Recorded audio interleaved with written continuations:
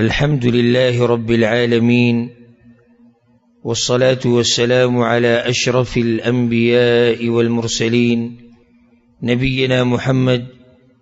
وعلى آله وصحبه أجمعين. أما بعد، د پیغمبر صلی الله علیه وسلم د مبارک سیرت بیان روانو د الله سبحانه وتعالى په توفیق سره، او هغه حدیثي او واقعي موږ بیانولې چې هغه د هجرت په 8 کال کې را پیښې شوې وي. په آخرني درس کې او بیان کې موږ د خالد بن الولید رضی الله عنه او د عثمان بن طلحه رضی الله عنه اسلام ته داخلېدو واقعه بیان کړې وه. دا غینه بعد بیا د یوې سریې تذکره شوې وه چې د هغې مشر غالب بن عبدالله، او بیا دویمه تذکره هم دویمه سریه هم د دغه غالب بن عبدالله وه. هلته وضاحت شوی. د هغې نه بعد پیغمبر صلی الله علیه وسلم یو بله سریه لېږلې وه، او هغې ته ویل کېږي سریة شجاع ابن وهب رضی الله عنه. 8 کالو او د ربیع الاول میاشت وه. پیغمبر صلی الله علیه وسلم یو صحابي ولېږو چې د هغه نوم و شجاع ابن وهب الاسدي رضی الله عنه، او د ده سره یې 40 کسان ولېږل. ویلېږل یو علاقې ته چې هغې ته ویلی کېږي السی. دا یو علاقه ده، یا دا نوم دی د یو ګودر د اوبو د ځي د عراق په لاره باندې راځي، چې کله د مکې نه عراق ته یو سړی ځي بصرې ته، نو تقریبا د مکې نه ورته 3 ورځې سفر دی په هغه وخت کې. نو پیغمبر صلی الله علیه وسلم دا کسان ولېږل حوازن خاندان پسې یا حوازن قبیلې پسې. د هغوی یو شاخ و بنو عامر، او د دې دپاره یې ولېږل چې هغوی به وخت په وخت د حوازن والا بس دا چل کوو چې وخت به وخت به د اسلام د دشمنانو سره مرسته کوله. د دین پیغمبر صلی الله علیه وسلم خبرو، نو غوښته پیغمبر صلی الله علیه وسلم چې د دوی احوال هم واغستی شي، چې دوی په زړه کې رعب او یره راشي او غلی شي دوی د اسلام د دشمنۍ نه او د اسلام د دشمنانو سره د مرستې ده. پیغمبر صلی الله علیه وسلم شجاع دلې ته امر وکړو چې تاسو به په دوی باندې حمله کوئ، لاړ شئ. نو شجاع او د هغه ملګري 40 کسان ووتو. نو دوی به د شپې سفر کو او د ورځې به پټېدو تر دې چې سحر وختي په هغوی باندې حمله وکړه، او هغوی غافله وو، یعنې بېغمه وو، هغوی ته څه پته وه چې هېڅ حمله به کېږي. نو دې راځي تاریخ کې چې ډېر څاروي د هغوی نه راغستي، ډېر څاروي، او د ټولې ته مدینې ته روان کړو. کم کسانی چې ته قیدیان کړي وو په هغو کې یو جنۍ وه، نو دا جنۍ شجاع ابن وهب واغسته د ځان دپاره. کله چې واپس مدینې ته راورسېدو نو هغه وله بیا تخییر ورکو، یعنې اختیار یې وله ورکو، وی که زما نه ازادېده غواړې او که ما سره وخت تېروي یو صحیح ده، نو هغې ورته نه ستا سره وخت تېروم. او تقریبا 15 ورځې یا 15 شپې د دوی لګېدلې وې دغه ځای کې، او دومره ډېر څاروي راوستي وو چې داسې راځي تاریخ کې او سیرت کې چې یو کس ته 15 اوښان میلاو شوي، یو کس ته 15 اوښان. نو دا دغه سریه ده د شجاع ابن وهب د ربیع الاول په میاشت کې را پیښه شوې وه. دې پسې بله سریه متصل، هغې ته ویل کېږي سریة کعب بن عمیر رضی الله عنه. د همدغه د ربیع الاول میاشت اتم کالو د هجرت پیغمبر صلی الله علیه وسلم ولیږو صحابي کعب بن عمیر الغفاري رضی الله عنه یو علاقې ته چې هغې ته ویل کېږي ذات اطلاح یا ذات اطلح ای شام طرف ته راځي او 15 کسان یې ورسره ولیږل نو ده به هم د شپې سفر کو د ورځې به پټېدو کله چې دی ورسېدو دغه کسانو پسې هغوی ته ویل کېږي بنو قضاعه ولې پیغمبر صلی الله علیه وسلم دا کسان هلته ولیږل پیغمبر صلی الله علیه وسلم ته خبر راغلی و چې دوی خلک را جمع کړي دي د مسلمانانو خلاف او د حملې اراده یې ده دا بنو قضاعه چې دي نو د صحابه کرام چې کله ورسېدو کعب مشر و 15 کسان ورسره نو د هغوی یو جاسوس دوی ولیدل لاړ خپل قوم له خبر ورکو چې داسې مسلمانان راغلي د حملې په اراده باندې او کسان لږ دي لږ یریږئ مه ټول 15 کسان دي چې کله د مسلمانان دغه علاقې ته ورسېدو ذات اطلاح ته ویې کتو چې یاره کافران خو سم ډېر را جمع شوي دي ډېر کافران را جمع شوي ډېر خلک هغوی را جمع کړي او دا ټول 15 کسان نو اولنی کار مسلمانانو دا وکړو چې هغوی له د اسلام دعوت ورکړو وی اسلام قبول کړي هغوی انکار وکړو وی موږ خو اسلام نه راوړو بس ډایرکټ یې د غشو او د نیزو ګزارونه شروع کړو په مسلمانانو باندې داسې راځي روایت کې چې فلما رأى المسلمون ذلك قاتلوهم قتالا يقاتلوهم أشد القتال ډیر بادر خلکو د صحابه کرام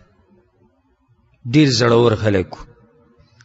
او تذکره نږدې روانه دی یوې قصې ته صبح حیران شي د دوی بادرۍ ته نو دوی چې کله د کافرانو ولیدو یریدلي نه دي ټولو ښه مقابله کړې ده تر دې چې ټول شهیدان شو سوای د یو سړي نه بس او هغه هم په دې بد شوی چې هغه زخمي شوی نو هغوی دا ګمان وکړو چې دی مړلی کله چې دا شپه غلی شوه نو دی د دې مړو د منځ نه په څه طریقه راپاڅېد او راغی پیغمبر صلی الله علیه وسلم پسې مدینې ته او هغه له خبر راوړو چې یا رسول الله ټول ملګري شهیدان شوي دي نو یو دا سریه پیغمبر صلی الله علیه وسلم لېږلې وه په دغه میاشت کې بیا د دې نه بعد یو ناشنا داستان غزوة مؤته جنگ مؤته دا ناشنا غزا ده دا عظیم غزا او دا لوی جنگ دام دغه اتم کال کې شوی دی او میاشت جمادی الاولی وه دې ته ویل کېږي غزوة مؤته نو دلته دوه خبرې یوه دې ته غزو ویل کېږي او حالانکه پیغمبر صلی الله علیه وسلم په دې کې پخپله نه و او موږ سره مخکې دا مسله تېره شو چې غزا هغه جنګ ته وایي چې پیغمبر صلی الله علیه وسلم پکې پخپله یي دې ته ولې ویل کېږي غزوه نو د هغې یو وجه دا د علمای ذکر کوي چې لکثرت جیش المسلمین فیها د مسلمانانو لښکر پکې ډېر بله دا چې د پیغمبر صلی الله علیه وسلم په ژوند کې مسلمانانو دا یو غټ جنګ کړی دی او دا د نصاراو د علاقو د فتح کولو ابتدا وه د دې ځینې مسلمانانو ابتدا کړې ده په نصاراو باندې دا اولنی جنګ د هغوی سره راغلی دی نو د دې ځینې بیا جنګونه شروع شوي دي مخکې ځکه دې ته غزوه ویلی کېږي ښه د دې لښکر ته دې څه وایي جیش الامرا د امیرانو لښکر وجه دا و چې دې کې امیران ډېر و مشران پکې ډېر و دا به تاسو واورئ انشاءالله مؤته ولې دې ته مؤته ویلی کېږي وجه دا ده دا یو کلی دی په اصل کې یو علاقه کې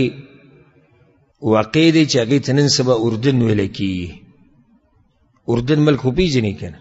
د دې چې کوم شرق طرف ته علاقه ده په دغې کې دا کلی راځي نن سبا خو آباد ځای دی دا د دغه کلي نوم مؤته بیت المقدس ته دغه ځای نږدې دی هلته مسلمانان ورغلي وو، هغه ځای نه جنګ شوی دی، نو ځکه دې ته ویلی کېږي غزوة مؤته. دا ناشنا غزا ده. ورب الکعبه، که پس ژوندي زړه سره دې زما دا خبرې واورې او یا دې په ژوندي زړه سره دا سیرت مطالعه کو، نو ته به پوه شي په دې چې ولې الله سبحانه وتعالی صحابه کرامو له دا اوچت مقام ورکړی، ولې الله دا خبره کړې ده چې رضي الله عنهم ورضوا عنه، هغوی د الله نه راضي دي، الله د هغوی نه راضي دی. اسې الله دا خبره نه ده کړې. په دې کسانو کې څه کمال و، کمال به تاسو په دې غزا کې او په دې جنګ کې واورئ. څه اوچت صفات و په دې مؤمنانو کې، ډېر ناشنا صفات و. الله یو سره زموږ ملاقات په جنت کې وکړي. او اوس دغه تاریخ دی، بس د خپل تاریخ ته ګورو، نور موږ خو د کار نه یو. و دغه تاریخ ته ګورو، صحابه کرام هغه عظیم عظیم کارنامې. دا قوم الله پیدا کړی د اسلام د خدمت دپاره و، دا قوم الله پیدا کړی د اسلام د دفاع دپاره و. داسې قوم چې خرڅ کړي وه یا خرڅه کړي وه خپله دنیا او اغوستې و آخرت. د دې غزا وجه څه ده؟ اول وجه معلومول غواړي، سبب څه دی، ولې دا جنګ شوی دی؟ نو سبب دا دی، پیغمبر صلی الله علیه وسلم یو صحابي لیږلی و،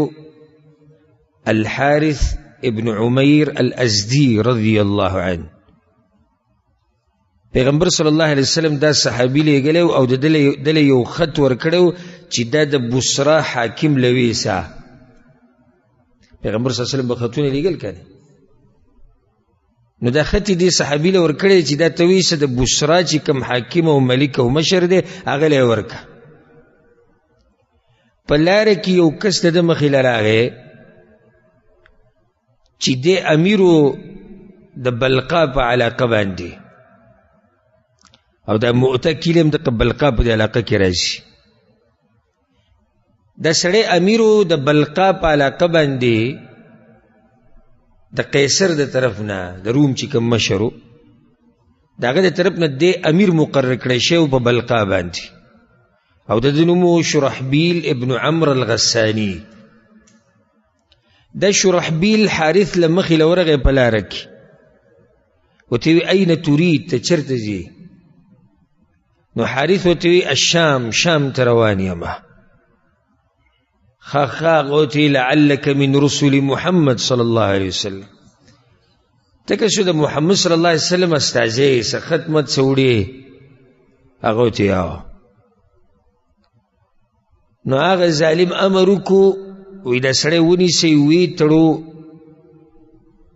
په رسو کې په پړو کې، او بیا وله په توره باندې را سټ وو، سټ وله جسم نه جدا کو. پیغمبر صلی الله علیه وسلم ته دا خبر را ورسید، دا ډېر غدر او خیانت یې وکړو، لوی غدر او خیانت یې وکړو. وجه دا ده چې سفیران او استازي د دوی وجل دا یو ناروا کار دی. دا په هغه ټیم کې د جاهلیت په ټیم کې هم دا قانونو چې ګوره که د هر چا سره دې څومره دشمني وي، خو چې تا پسې څوک راولېږي هغه ته به څه نه وی، تنګی به نه. او که دې استازي ته دې څه ووي، دې سفیر ته دې څه ووي، نو مطلب دا دی چې ستا هغه سړي سره اعلان د جنګ دې وکړو چې زه تا سره جنګ کومه. امام احمد بن حنبل یو روایت راوړی دی، د پیغمبر صلی الله علیه وسلم خواته د مسیلمة الکذاب د نبوت دعوی چې کړې وه، د هغه دوه سفیران راغلي وو، دوه رسولان راغلي وو استازي. نو پیغمبر صلی الله علیه وسلم هغوی ته وویل فما تقولان انتما، تاسو څه وایئ؟ هغوی موږ خو مسیلمه باره کې هغه څه وایو چې څه مسیلمه وایي. پیغمبر صلی الله علیه وسلم ته وویل والله لولا ان الرسل لا تقتل لضربت اعناقكما، که چېرته د سفیران نه وجلی کېدی او د دوی دا وجل بند نه وی که نه، او دا کار ناروا نه وی، او دا کار سپک کار نه وی، نو مستاسو دواړو دا سټونه په دیزي کې وهل. خو سره ته نه یم، ځکه چې سفیران یی، استازي او استازي څوک نه وجني. نو پیغمبر صلی الله علیه وسلم په دې واقعه باندې ډېر زیات خفه شو، ډېر زیات غمجن شو چې ګوره دا خو د لوی ظلم وکړو دی شرحبیل، دغه صحابي شهید کو. حالانکه ورته سویل هم نو، خو صرف خط وړو د بصرا حاکم له. پیغمبر صلی الله علیه وسلم بیا دغه ټیم کې مسلمانان را ګرم کړو، دعوت یې ورکړو د جنگ طرف ته چې راشئ، جنگ به کوو د غساسینو سره. دم غسانی دی د شرحبیل چې کم دی. نو خلک مسلمانانو ځان تیار کو، او دا لښکرو د 3,000 کسانو، دا غټ لښکر د اسلامي د دې وخته پورې، یعنی په یو جنگ کې په یو غزا کې 3,000 کسان نه دي راجمع شوي، سوای د احزاب چې کوم غزا تېره شوي وه د هغې تذکره مخکې شوې. نو دا 3,000 کسان راجمع شو. پیغمبر صلی الله علیه وسلم په دوی باندې یو صحابي مشر کو مشهور، او د پیغمبر صلی الله علیه وسلم هغه خوږ صحابي چې دغه زړه ورسره لګېدو، هغه په ډېر زیات مین و، زید بن حارثه رضی الله عنه. پیغمبر صلی الله علیه وسلم دې ملګرو ته وی علیکم زید بن حارثه، زید بن حارثه به په تاسو باندې امیری. فإن أصيب زید، که زید شهید شو، فجعفر نو بیا به جعفر بن ابي طالب، او که جعفر هم شهید شو فعبد الله ابن رواحه، نو بیا به عبد الله ابن رواحه. ځکه دې ته ویل کېږي جیش الامراء، د امیرانو لښکر. امیران بې څو دي؟ 3 دي. جعفر رضی الله عنه په زړه کې خبر هم راغله، یا رسول الله زما مور پلار دې په تا قرباني وو، ته زید په ما باندې مشر کې. پیغمبر صلی الله علیه وسلم ورته امضي فإنك لا تدري في أي ذلك خیر، بس ذات ته د خیر څه پته چې خیر په څه کې دي. بلکې سبحان الله دا فضیلت د زید بن حارثه یاد ساتئ.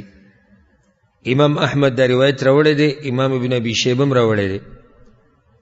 ما بعث رسول الله صلی الله علیه وسلم، نه دی لېږلی پیغمبر صلی الله علیه وسلم زید بن حارثه فی جیش قط الا امره علیهم، چې کم لښکر کې به هم زید و نو پیغمبر صلی الله علیه وسلم به زید مشر کو. په هر لښکر کې چې زید پکې دی نو زید به صحیح، زید به مشر یو. دا د زید رضی الله عنه فضیلت دی، او په دې ځای کې هم زید رضی الله عنه مشر کړی شوی دی. پیغمبر صلی الله علیه وسلم د هغه دپاره یو جنډه تیاره کړه، سپین رنګ کې و دا جنډه، او زید بن حارثه له یې ورکړه، او دی ورته وی زید داسې کار به وکوي په کوم ځای کې چې حارث بن عمیر رضی الله عنه وجلی شوی دی، هماغه ځای ته به ځئ او هلته به د اسلام دعوت ورکوئ. که چېرته خبره یې ستاسو ومنله او اسلام یې قبول کړو خو ډېره ښه ده، وإلا استعانوا بالله علیهم، او که ویې نه منله جو بس بیا د الله نه مرسته غواړئ او جنګ شروع کړئ. بس صحابه کرامو تادیو کړو 3,000 کسان، 3,000 لوی لښکرو باوه کې دا تیار شو، روانېدو واله و. پیغمبر صلی الله علیه وسلم چې کله د اسلامي لښکر تیار کو، نو دغه ټیم کې کم خلک چې پاتې شوي هغوی هم راووتو، او پیغمبر صلی الله علیه وسلم هم راووتو، دې لښکر ته یې رخصتي ویله. او دغه خلک دي چې د رخصتۍ حقدار دي،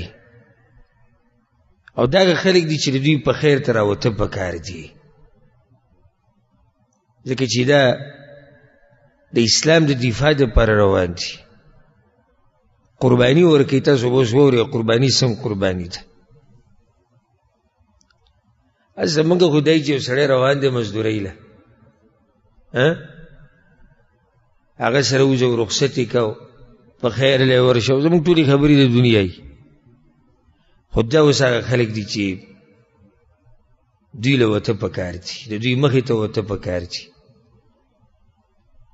نو خلک رالو دوی رخصتول سلام دعا وشوه نو عبدالله بن رواحه په جړا شو دریم امیر چې کوم ټاکلی شوی دی په جړا شو ملګرو ته ما یبکیک یا ابن رواحه رواحه زویه ته په جړا شو ولې څه ناشنا خلکو ده د دنیا والا خو نه و چې سړی چې دی په دنیا پسې جاړي نه نه وی واورئ والله ما بی حب الدنیا زه ګوره په دې نه جاړم چې دنیا باندې مینې مو کېدی شي مړ شم ځکه چې غټ قوم سره مې مقابله تاسو اوس واورئ چې څو کسانو سره مقابله وه او حیران به شئ په جسم به مغونه زیږ شي او د جسم د ویښته به مو ودرېږي چې 3,000 د څو سره مقابله کوي وی په الله مې دې قسمي ګوره په دنیا پسې نه یم خفه چې زه ځم او زه به مړ شم نه نه ولا صبابة بكم او نه په دې خفه یم چې بیا به تاسو نه ینمه او بیا به بچی نه ینم او بیا به ښځه نه ینم او بیا به مور پلار نه یم نه نه نه نه نو جاړې ولې وی ما پیغمبر صلی الله علیه وسلم نه یو آیت اورېدلی په هغه آیت کې پیغمبر صلی الله علیه وسلم جهنم یادو او الله ویلی دی وَإِن مِّنكُمْ إِلَّا وَارِدُهَا كَانَ عَلَى رَبِّكَ حَتْمًا مَّقْضِيًّا ثُمَّ نُنَجِّي الَّذِينَ اتَّقَوْا وَنَذَرُ الظَّالِمِينَ فِيهَا جِثِيًّا وی ما د پیغمبر نه د آیت اورېدلی چې الله وی وَإِن مِّنکُمْ إِلَّا وَارِدُهَا تاسو کې به هر سړی په جهنم ورتېرېږي پل صراط دی که نو هر سړی به جهنم ته ځي ثم ننجي الذين اتقوا الله وی ها تقوادار به تې بیا زه بچ کم خو لاره دقه یوه ده نو په جړا شوې فلست ادري کیف لی بالصدر بعد الورود جاړم په دې چې یو پیر ورته ورشم نو بیا به تې وځمه څنګه د سره غم دا دی چې جهنم ته خو به هر سړی ځي او په جهنم به تېرېږي او زه به تې بچ کېږم څنګه مسلمانانو ورته صحبکم الله الله دې ستاسو مرسته وکړي وردکم الینا صالحین الله دې تاسو روغ رمټ موږ ته راورسوي اوښ کې د ملګرو د سترګو روانې یو بلې جدا کړو دا موقعي د جړا ځکه چې بیا پته نه لګي چې دا مؤمنان به یو بل ویني او که نه او بیا داسې خلکو پسې جړاګانې موږ لیدلي نه دي موږ په هغه وخت کې نه وو صرف د هغوی سیرت مې اورېدلی دی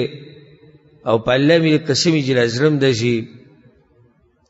دړ کوي دړ خوږ دړ کوي چې یاره دوی سره میلاو شوی او دا قوم مې ولیدی الله ویلي که ما اوس هغه ایتونه منځه کې مو وي لقد تاب الله على النبي والمهاجرين والأنصار الله وی ما خاص رحم کړی دی په پیغمبر باندې او په مهاجرینو او په انصارو باندې ولې دی وجه ده الذين اتبعوه في ساعة العسرة الله وی د پیغمبر تابعداري په ډېرو سختو حالاتو کې کړې وه غریبي م وه عدد یې م لږ و سهولیات هم نه و اسلحه هم ډېره نه وه مسلمانان ډېر نه و او په دغه سختو حالاتو کې دې ځوانانو د پیغمبر تابعداري کړې ده د دین دفاع یې کړې ده نو ځکه الله وایي زه په دوی باندې خاص رحم کومه رخصت شو هغه لښکر عبدالله بن رواحه یو څو شعرونه د ځان سره ووي دې داسې په ځان باندې پوه و چې دې غزا نه ګوره که زه واپس راشم ځکه ډېر خفه و یو خو دغه عید ته سوچ لاړ چېرې جهنم باندې ور تېرېدلي زه به دې څنګه بچ کېږم نو مرګ ورته مخې ته و یو یې دا شعر ووی ولكنني أسأل الرحمن مغفرة وضربة ذات فرغ تقذف الزبدا أو طعنة بيدي حران مجهزة بحربة تنفذ الأحشاء والكبدا. وإذا در رحمان ذاتنا مغفرت غوالم چه غدي منگ تبخانوك او اللہ دی مال طاقت دیسی گزارونو راکی چاگی سر کوپڑی طول تسنس کی او اللہ دی دیسی گزار طاقت مال راکی دیسی غشی وشتو چاگا پا خیٹ کے ورننوزی نو کلمی او اینا و هر سش لئی چه هر سه ختمی اللہ دی مال دی طاقت راکی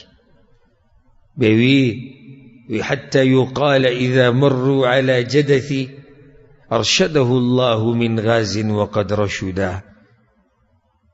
وچی دیسی جنگو کم کانا دیسی جنگ اللہ جو مال دیسی جنگ طاقت راکی چی سبال خلق زما پا قبر بانی تیری گو دووی ارشده الله من غاز اللہ دی رحمو کی پا دی غازی باندی سن اشنا غازیو دیسی طاقت تی اللہ مال راکی دیسی طاقت تی اللہ مال راکی چی خلق بیاوی چی اللہ دی دتلارو خید جنت سناشنا مجاہدو دا سناشنا فدایو دا اسلام ما تاوستا بر نصیحت کڑیم دے چی دیسی سوکا چی ورستا خلقوی چی ار اللہ دی وبغی سب پا اسلام بانی مین سڑو دا اسلام دا پارا دیر سکڑی بیاراغی با پیغمبر صلی اللہ علیہ وسلم بسی عبداللہ ابن رواحہ او دا زرنے یو اللہ خبرو او پو پزام بانی چی کی دیشی دی غزان بعد زرانشم نو پیغمبر صلی اللہ علیہ وسلم تاوکتو او پسترگی دا اوخ کو ندکی فثبت اللہ ما اتاک من حسن تثبیت موسیٰ ونصرا کالذی نصروا إني تفرست فيك الخير أعرفه والله يعلم أن ما خانني البصر أنت الرسول ومن يحرم شفاعته يوم الحساب فقد أزرى به القدر ويدى الله رسول الله دي استام رستوك الله دي استام رستوك دي سم رست دي الله استوك لك سنگي جد موسى عليه السلام سرک کڑیو ما ته ټول خیر پتا کې ښکار شوی دی اې د الله پیغمبره او زه یقین سره دا وایم چې زما سترګې زما زړه ماله دوکه نه راکوي انت الرسول ته یقیني پیغمبري او ستا د سفارش نه چې د قیامت په ورځ څوک محروم شنو دا ډېر لوی بدبخته سړی دی نو په دې کې اشاره دې ته مو وکړه که یا رسول الله زه وفات شوم او شهید شوم نو زما دپاره به سفارش وکړي پیغمبر صلی اللہ علیہ وسلم ہوتی وَأَنْتَ فَثَبَّتَكَ اللَّهُ يَا ابْنَ رَوَاحَ اے دا ابن رواح اے دا رواح زویو اللہ دی تام مضبوط ساتیزہ نو بس ابن رواح روان شو اوخ کی پاکولیو پیغمبر صلی اللہ علیہ وسلم تبے کتو بیا بلاڑ بیا بے وکتو بیا بلاڑ بیا بے وکتو زڑے دمڑی دو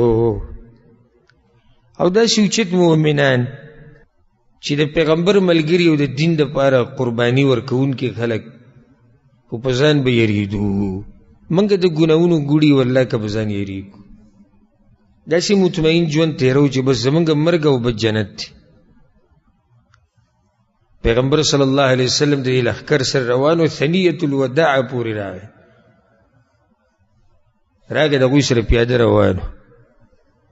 نو کله چې پرېښودو دا لښکر وتوی اوصیکم بتقوى الله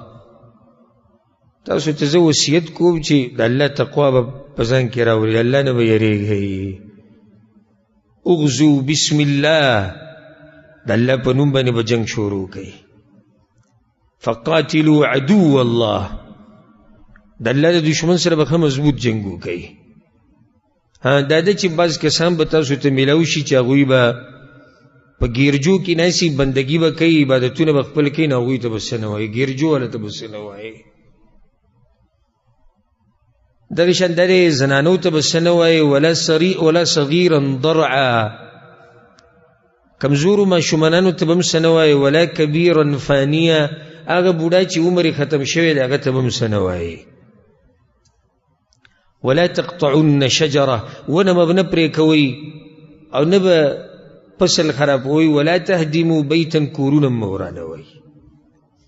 دا واورئ، دا زموږ د اسلام آداب دي. بعض راشي اسلام بدناموي که نه، یو سړی کار غلط وکړي نو ته بیا غلط کار نسبت دې سړي ته کوو، نو اسلام پورې ولې غلط کار تړي؟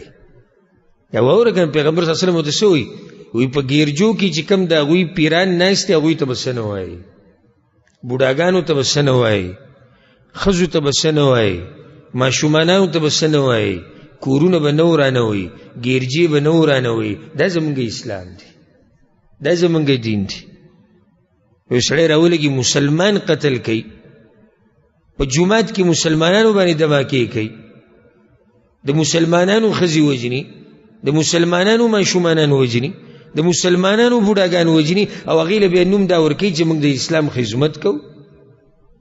پیغمبر صلی الله علیه وسلم خو د کافر هغه بوډا هم مه مړه کوه، د هغوی هغه ښځه هم مه مړه کوه، د هغوی هغه ماشوم مه مړه کوه، د هغوی ګیرجې مه ورانوه، د هغوی پیرانو ته څه مه وایه. دا پیغمبر صلی الله علیه وسلم هغوی ته نصیحتونه وکړو. لښکر سزي پورې لاړو، پیغمبر صلی الله علیه وسلم را واپس شو مدینې ته، د جمعې مونځ شو. پیغمبر صلی الله علیه وسلم خطبه کوله، جمعې مونځ یې کو چې ګور عبدالله بن رواحه بیا په جومات کې ناست، بیا راغلی. پیغمبر صلی الله علیه وسلم ورته ما منعک ان تغدو مع اصحابک، عبدالله ته بیا راغلی، ملګرو سره ولې نه پاتې کېدې؟ ورته وی اردت ان اصلي معک الجمعه، یا رسول الله ارمان مې و چې تا سره دا مونځ وکړم. کېدی شي اخرنی مونځ نو زړه مې کېدی چې تا سره بیا بلې جومات کې یو مونځ وکړم. پیغمبر صلی الله علیه وسلم ورته وی زه صحیح ده، خو په دې ځمکه باندې چې څه دي که دا ټول ته خرچه کې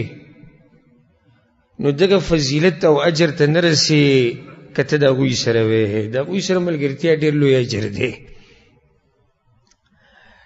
ناشنا خبره په دې غزا کې دا وه چې په دې کې یو غټ کمانډر و د اسلام، خالد بن الولید رضی الله عنه،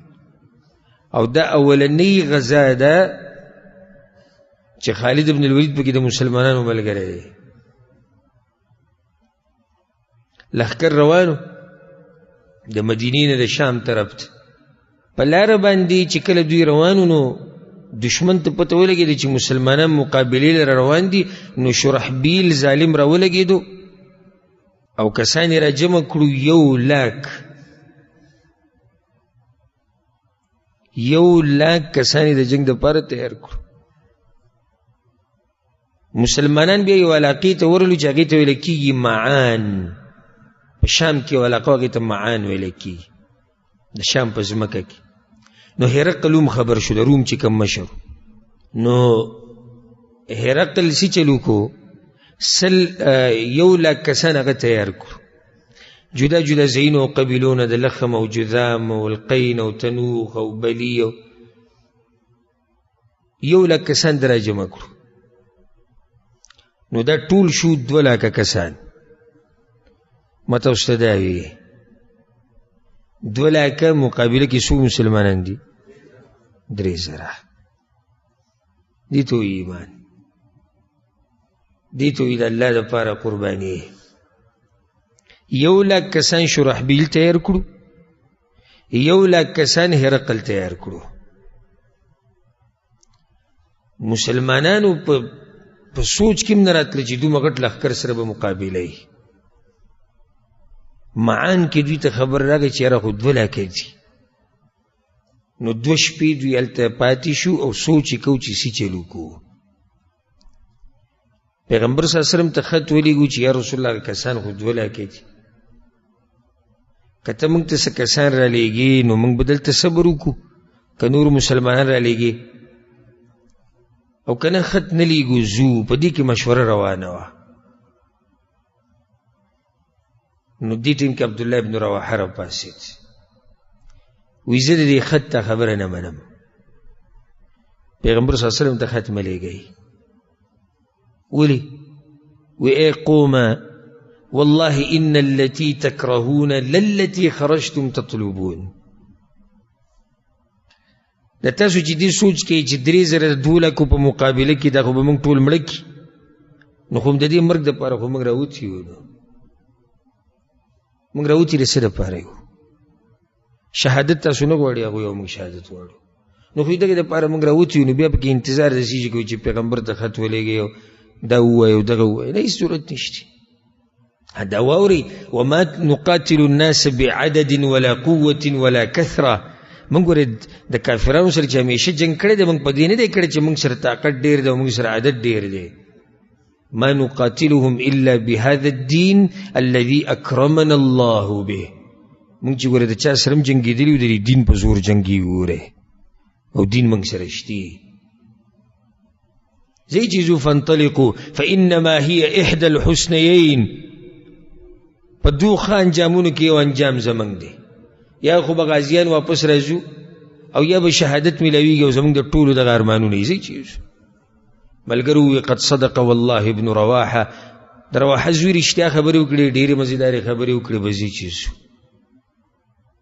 د دې دلاسه د هغوی غزله مطمئن شو چې او موږ ټول د شهادت دپاره راوتي یو نو بیا یره د څه شي ده دې چیزو پته به لګي. مسلمانانو 2 شپې تېرې کړې په معان کې او بیا دوی روان شو د دشمن علاقې ته. کله چې یو کلي ته ورسېدو هغې ته ویل کېږي مشارف همدغه بلقا علاقه کې. نو د هرقل چې کوم لښکرو د رومیانو او د عربو چې کوم لښکرو نصارا عرب هم راغلي و نصارا رومیان هم راغلي و یو لږ دا دي یو لږ دغه دي. نو دې طرف نه مسلمانان مشارف ته ورسېدو هلته دشمن را نږدې شو. مسلمانانو سوچ کړو چې دا لښکر خو ډېر غټ دی چې ډایرکټ خو مقابله نه شو کولی. نو هغوی یو کلي ته واوړېدو چې هغې ته ویلی کېږي مؤته. تاسو ته ما لږ ساعت مخکې وي دې غذا ته ځکه غزوت مؤته وایي. هلته دوی پړاو واچو او لښکر یې تیار کړو. نو زید بن حارثه داسې چل وکړو د لښکر چې کوم ښی طرف و لښکر ما تاسو ته مخکې وي لښکر باندې په هر طرف هغوی یو مشر یو به ښی طرف هغې ته میمنه ویله کېده او د لښکر ګس طرف لښکر اولنی سر لښکر منځ لښکر شاته داسې به تقسیمو. نو کوم چې د لښکر ښی طرف و په هغې باندې یو صحابي مشر کو قطبه ابن قتاده العذري رضی الله عنه او کم چې ګس طرف په هغې باندې یو صحابي مشر کو عبایه ابن مالک الانصاري رضی الله عنه. او بسم الله دې تاسو ته دا ویمه دا یو عجیبه جنگ دنیا لیدلی دی او په تاریخ کې تذکره شوې ده چې 3,000 کسان مقابله ده 2 لاکو سره خو دا واورئ اذا هبت ريح الايمان جاءت بالعجائب. وی کله چې د ایمان دا سیلی زور وکړي که نه او ایمان په جوش کې راشي نو دا بیا عجیبه کارونه کېږي. دلته خبره د ایمان ده دا زما استاد لپاره ډېره عجیبه ده چې 3,000 او 2 لاکه او دغه شان چې دی نو دا 2 فریقین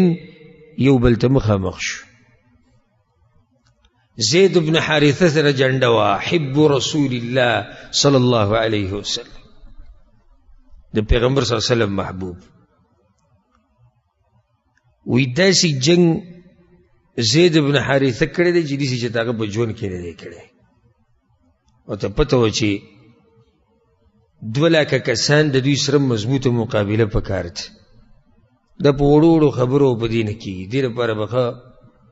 سم ګرم جنگ کې نو کومه بادري چې د په هغه ورځ راښکاره کړې ده د مخکې چې د دې نه دي کړي او جنډه ورسره مو غټه خبره ده جنډه ده ځکه چې په هغه وخت کې داسې و چې دا جنډه دې ولیده نو ته وبېلله جنډه به نه ولیږي چې جنډه ولیده او ته وبېلل نو سیرت کې دې سي راځي چې د هر طرف نه پې د غشو دا ګزارونه وو ځکه چې 2 لکه کسان دي او کوشش خو د هغوی دا و چې اول د جنډې والا راواچو نو دغه شان تاریخ کې راځي چې غلبیل شو هر طرف نه د غش راتلو د هغه په دې بدن کې ننوتو او په دې کې هغه کوشش کوو په آخره کې وخر شهیدا راولیدو شهید شو جعفر رضی الله عنه علی بن ابي طالب رضی الله عنه مشر هغه دغه ټیم کې دا په خوا کې ولاړو منډې کړه پیغمبر صلی الله علیه وسلم ویلي مو دی وستاسو مشري هغه ور منډې کړه د جنډې راواغسته دومره سخت جنګ یې کړی چې هغه په اس باندې سور د دې اس نه راکوشو د اس نه راکوشو وی داسې به پیادو کې روان یم او جنګ به کومه او جنډه ورسره وه او د لښکر امیر زید بن حارثه رضی الله عنه هغه شهید پروت و نو جعفر رضی الله عنه چې کله روان شو په 2 لاکو کې ورننوتو نو دا شعرونه وی یا حبذا الجنة واقترابها طیبة وبارد شرابها جنت وی څه ښایسته جنت ته موږ ته رانږدې شوی دی ښایسته خاوره ده هغه جنت ته ښایسته ځمکه ده ښایسته خوراک دی څښاک دی هلته والروم روم قد دنا عذابها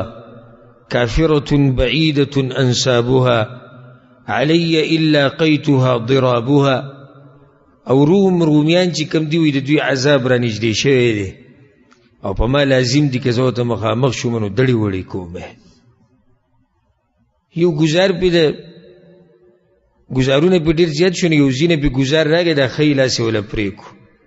په کوم لاس کې چې جنډه وه مقصد د هغوی دا و چې دا جنډه راولیدی نو چې څنګه یې د ښی لاس نه جنډه ولیده نو ولیده ګس لاس کې راونیوه نو هغه ظالمانو هغه ګس لاس یې ته پرېکړو فاحتضن الرايه بعضديه نو په دې 2 مټو کې د لاسونه پرې شوي په دې مټو کې د جنډې نیولې وه ناسو او دا یې وایي چې دا جنډه د اسلام جنډه ده دا هېڅوک زمانه نشي راولګولی نو په دې ورانانو کې دغه مجاهد د اسلام هغه دا جنډه نیولې وه او لاسونه پورې نه وو نو په دې کې یو کس راغی او په دې سټ کې پې ګزار وکړو سټ کې چې پې ګزار وکړو نو دی راولیدو او جنډې ته عبدالله ابن رواحه رضی الله عنه را مخامخ شو ځکه ویل کېږي جعفر ته جعفر الطیار جعفر رضی الله عنه دا لقب دی الطیار په جنت کې به الوزي الله بدله 2 وزرې ورکوي او دا صرف د ده خاصیت دی په جنت کې بل داسې څوک نشتی چې هغه ته وزیري میلاو شي سوای د عبدالله د جعفر بن ابي طالب نه پیغمبر صلی الله علیه وسلم دا حدیث کې دا خبره کړې ده او روایت کې راځي امام بخاری رحم الله راوړی دی عبدالله بن عمر هم په دې غزا کې وایي كنت فیهم فی تلک الغزوه زه په دغه غزا کې ومه نو بیا په آخره کې موږ کتو چې جعفر کوم ځای کې دی ګڼه ډېره وه شور شغرب و دومره خو راته پته وه چې جعفر دا شهید شوی دی خو دې کوم ځای کې ملګری دی زمونږ چې ځای خو معلوم کو فوجدناه فی القتلى هغه په مړو کې پروت ووجدنا ما في جسده 90 من طعنة ورمية او منګې چې د بدن ته وکړو نو څه کم 100 ګزارونه په هغه باندې د تورو شوي او دغه شان د نیزو او د غشو څه کم 100 ګزارونه د هغه په بدن باندې شوي او بیا یې لاسونه پرې کړي او اخرنۍ ګزارې وله په سټ باندې ورکړه او چې د هغې د لاسه بیا جعفر رضی الله عنه راولیدو او بیا شهید شو دا د هغه شجاعت دی دا د هغه بهادري ده او دا د هغوی د اسلام دپاره هغه خدمت دی ځکه پیغمبر صلی الله علیه وسلم وی امام ابن حبان دا روایت راوړی دی وی رأیت جعفرا ملکا یطیر بجناحیه فی الجنه ما جعفر په جنت کې ولیدو الوتو په دې جنت کې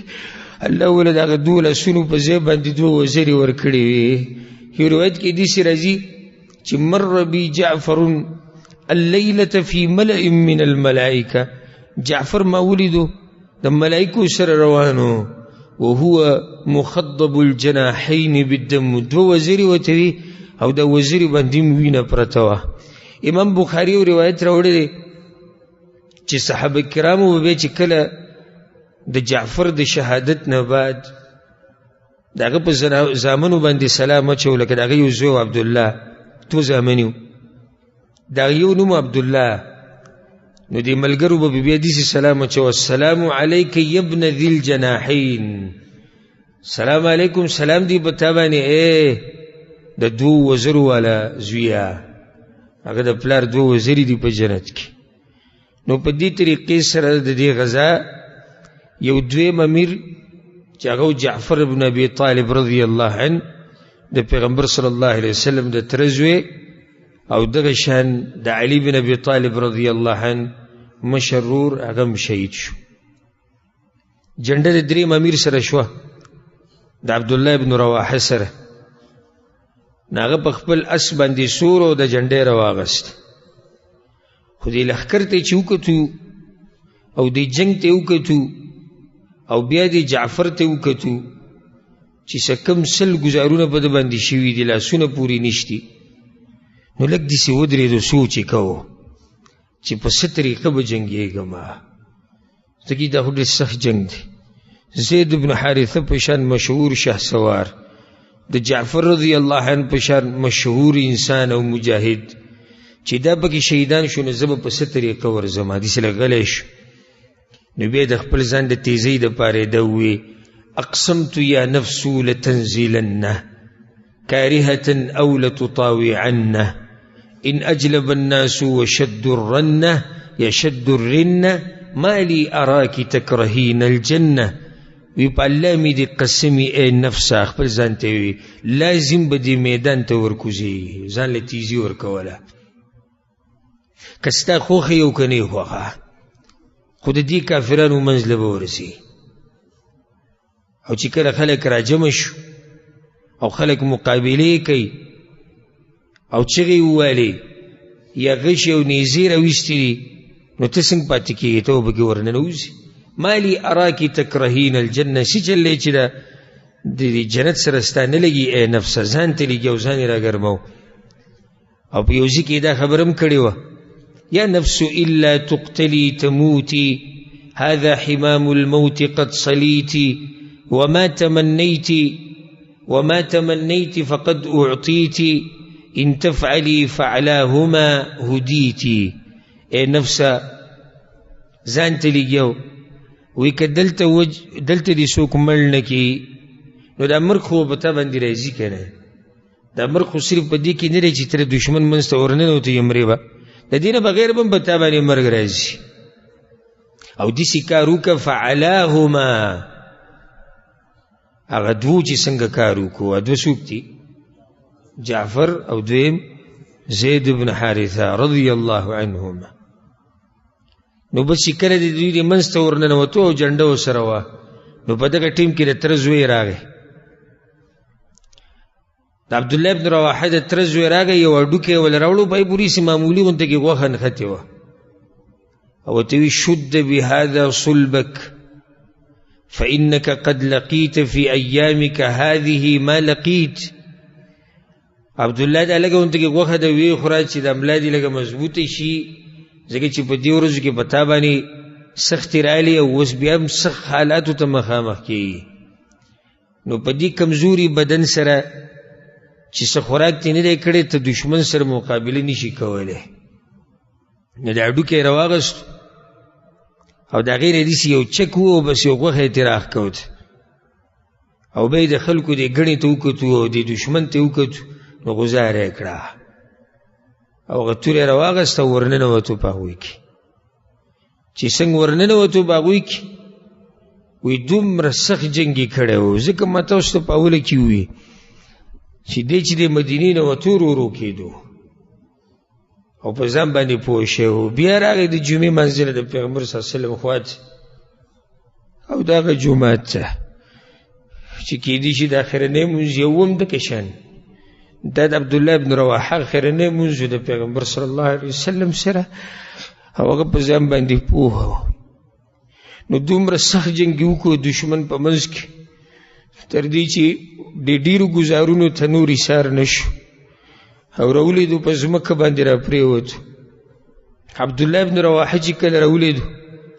نو د هغې نه بعد جنډه پیغمبر صلی الله علیه وسلم چاته نه وویلي چې ته به یې والې. یو صحابي ورمخکې شو ثابت بن اقرم رضی الله عنه، نو هغه د جنډه راواغسته. 3 امیران د مسلمانانو په دې جنګ کې شهیدان شوي دي، 3 غټ صحابیان په دې جنګ کې شهیدان شوي دي. نو ثابت بن اقرم ورمخکې شو او جنډه راواغسته، یا معشر المسلمین، ای مسلمانانو اصطلحوا علی رجل منکم، په یو سړي باندې اتفاق وکئ چې چاله دا جنډه ورکوئ. هغه ته ثابته دا جنډه به تا سره وي، نه زه نه عالمه، ما انا بفاعل د دې ذمهواري ډېره غټه. ښه نو چاله ورکو. فاصطلح الناس علی خالد بن الولید رضی الله عنه، نو خلکو اتفاق وکړو چې خالد بن الولید له به ورکو، ځکه چې خالد بن الولید هغه په جنګ کې ډېر تکړه دی او تجربه یې ده. دا ولنی جنګ د خالد بن الولید. او روایت کې دې سم راځي چې کله عبدالله ابن رواحه رضی الله عنه شهید شو نو خلک د میدان نه وتښتېدو. کوم مسلمانان چې وو هغوی اراده وکړه چې پټېږو نور، ځکه چې دا خو سخت جنګ دی، زموږ نه پکې امیران لاړو. نو دغه ټیم کې یو صحابي را مخکې شو، ثابت ابن اقرم، جنډې راواغست او جنډې راوړه خالد ابن الولید له ورکړه. خالد ورته وی لا اخذها منك انت احق بها، خالد ورته وی دا جنډه خو زه تا نه نالمه،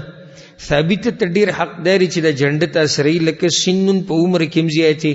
او بل دا چې ته د بدر په غزا کې هم شریک شوی، نو ته خو د پوخانه د مسلمانانو په جنګونو کې،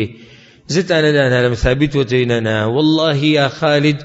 ما اخذتها الا لك، خالد په الله مې د قسمي جنډه ما صرف د عبدالله نه په دې راواغسته چې ونه ولیږي ځمکې ته، نور ما راوړه. تعالی انت اعلم بالقتال مني، ته زمانه په جنگ باندې ښه پوهېږې، ستا تجربه ډېره ده. نو خالد بن الولید رضی الله عنه هغه جنډه راواغسته او مسلمانانو ته آواز وکړو، ټول بیا راجمع شو. حدیث کې راځي، امام بخاري رحمه الله راوړی دی، مسلمانانو په دغه ورځ باندې دومره سخت جنگ کړی دی، دومره سخت چې انسان ورته حیران شي. واوره خالد بن الولید وی کله چې دا جنډه ما واغسته او ما جنگ شروع کو، نو په یو لاس کې جنډه، په بل لاس کې ورسره توره وه. وی لقد انقطعت فی یدی یوم مؤته 9 اسیاف، وی زما په لاس کې 9 تورې په هغه ورځ ماتې شوې. دومره سخت جنگ خالد بن الولید رضی الله عنه کړو. فما بقي فی یدی الا صحیفة یمانیه، یو یمنی توره وه چې هغه لږه مضبوطه وه، زما په لاس کې پاتې شوې. یو روایت کې راځي لقد دق فی یدی یوم مؤته 9 اسیاف، زما په لاس کې په جنگ مؤته کې او په دغه ورځ باندې چې جنډه ماته میلاو شوه، نو زما په لاس کې 9 تورې ماتې شوي دي. یعنی دومره سخت جنگ، او دا دلیل دی په دې باندې چې ډېر کافران یې مردار کړي دي. 9 تورې هسې خو نه ماتېږي، خو خلکو نه یې پرې سټونه وهلي دي، نه هغه ماتې شوې. وصبرت فی یدی صحیفة لی یمانیه، او زما په لاس کې یوه توره پاتې شو چې هغې را سره وخت تېر کو، هغه د یمن وه. خالد بن الولید رضی الله عنه ډېر سخت جنګ کړی، مسلمانانو په دغه ورځ ډېر سخت جنګ کړی. خالد بن الولید رضی الله عنه ته چې را توره میلاوېده، په دغه ټیم کې پیغمبر صلی الله علیه وسلم دا ملګري خبرول په مدینه کې، او داسې خبر کړو چې حدیث کې دا راځي، امام احمد بن حنبل رحمه الله راوړی دی، ابو قتاده رضی الله عنه روایت ته، وی پیغمبر صلی الله علیه وسلم منبر ته وختو او آواز یې وکړو چې الصلاة جامعه، د جمع منزل راشئ. فلما اجتمع الناس، کله چې خلک راجمع شو، نو مدینه کې خلک په غم کې وو چې زموږ ملګري به په څه حال کې، او هغوی به څه چل کړی، څه چل به یې نه کړی. نو پیغمبر صلی الله علیه وسلم ورته الا اخبرکم عن جیشکم هذا الغازی، تاسو ته زه دغه لښکر، ستاسو هغه لښکر چې کوم تللی دی خبرې در نه کړم. انهم انطلقوا حتى لقوا العدو. هغوی تللی دي دشمن سره مخامخ شوي دي. الله ورته نقشه خوا. نو پیغمبر صلی الله علیه وسلم په منبر ولاړو دی وی اصیب زید شهیدا، زید پکې دغه دی شهید شو. فاستغفروا له، دغه دپاره بخانه غواړئ. الله ورته د هر څه خو فاستغفر له الناس، نو ټول جومات وی الله دې زید وبخي. ثم اخذ اللواء جعفر بن ابي طالب. پیغمبر صلی الله علیه وسلم بیا وی وس جنډه د جعفر سره ده. فشد على القوم، ورغه په قوم کې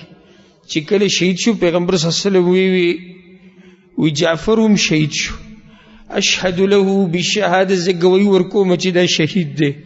فاستغفروا له، تاسو له بخانه غواړئ.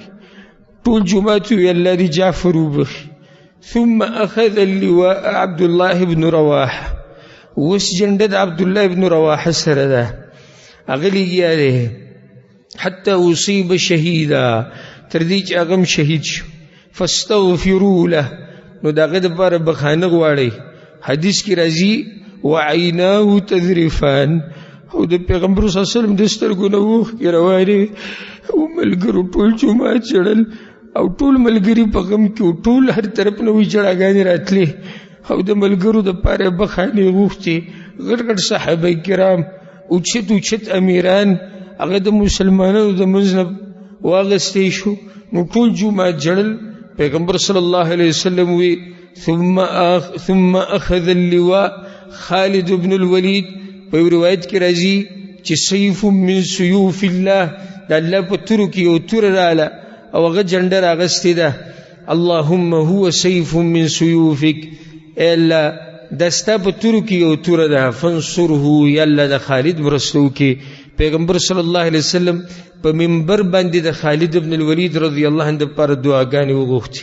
بیا پیغمبر صلی الله علیه وسلم وی لقد رفعوا الی فی الجنه، ما غدریونه په جنت کې ولیدو، زید او جعفر او عبدالله. پیغمبر صلی الله علیه وسلم وی دریونه مې په جنت کې ولیدو علی سرور من ذهب، هغوی په داسې تخت باندې ناسو او په داسې پالنګونو باندې ناسو چې هغه د سرو زرو نه جوړ دي. فرأيت في سرير عبد الله بن رواحة الزرارا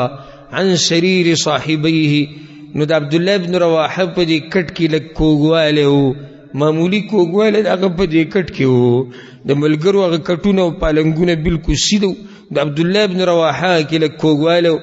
صحابه وی عم هذا یا رسول الله، یا رسول الله د دې څه وجه چې د هغه د کټ لږ کوږ وي. مضایا وتردد عبد الله بعد التردد ثم مضا، وي هغه دوانه ډایرک ورننوتي و په دشمن کې، او عبدالله پکې لږ سوچ کو بیا ورغلی. ما تاسو ته لږ ساعت مخکې ذکر کړو که چې هغه شاعري وکړه او خپل ځان یې راګرم کو بیا ورننوتو. نو خالد بن الولید رضی الله عنه بیا د دې نه بعد د لښکر مشرتیا د هغه په لاس کې شوه. او د خالد بن الولید دی خيارتوب ته که تاسو وګورئ نو حیران بشئ تاسو. پیغمبر صلی الله علیه وسلم وی جنډه راواغسته سیف من سیوف الله، د الله په تورو کې یوې تورې. حتی فتح الله علیهم، الله هغه ته لار کولا وکړه او د هغه په لاس باندې فتح وشوه.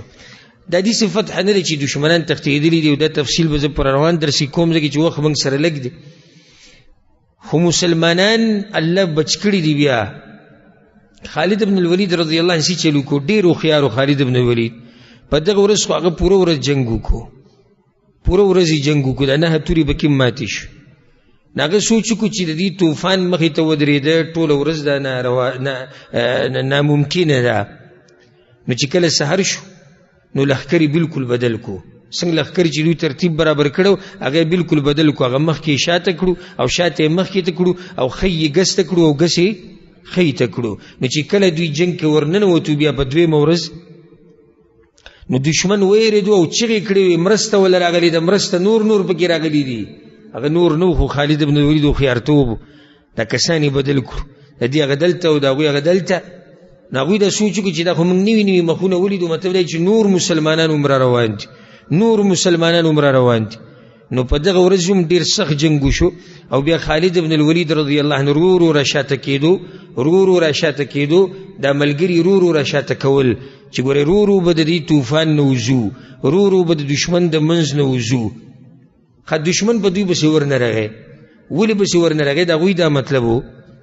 دا مسلمانان چې زموږ نه ځان وباسي، نو دوی که دا سوچ کړی دی چې موږ به د دوی نه لږ شاته شو، دوی به راپسې رامنډې کي، نو بیا به موږ دوی په شړه ځمکه کې او په علاقه کې به راګیر کړو، په یو صحرا کې به د کافران راګیر کړو، هلته به یې مړه کړو. نو هغوی مو ویرېدو. هغوی چې هلته ولیدو خالد بن ولید لښکر هم بدل کړی چې دوی سره خو نوي کسان هم رالو، او نن دوی ورو ورو شاته کېږي. مطلب دی چې موږ په ځان پسې راکاږي چې دوی دې هم راشي، نو موږ به په صحرا کې او په شړه کې راګیر کړو او هلته به دوی مردار کړو. نو په دې طریقې سره خالد بن الولید رضی الله عنه رو رو د مسلمانان را شاته کول او د کفارو په زړونو کې یو لوی رعب پروت و، لوی دبدبه د مسلمانانو پرته وه. په دې باندې به اکتفا وکړو انشاءالله پر روان درس کې. او دا واقعه منځ کې پاتې شوه، خو انشاءالله پر روان درس کې به بیا دا پوره کوو چې په دې کې چا ګټلې ده او چا بیللې ده، دا پر روان درس کې بیان کو. بیا د لښکر په څه طریقه باندې مدینې ته راغی او د پیغمبر صلی الله علیه وسلم څه حالو چې کله د دې لښکر استقبال وکړو او مسلمانانو څنګه د دې لښکر استقبال وکړو، دا ټولې مسلې به پر روان درس کې بیانو. الله سبحانه وتعالی دې موږ د صحابه کرامو په نقش قدم روان کړي، والله سبحانه وتعالى دې د هغوی سره زموږ ملاقات په جنة الفردوس کې وکړي. هذا والله أعلم، وصلى الله وسلم على نبينا محمد وعلى آله وصحبه أجمعين.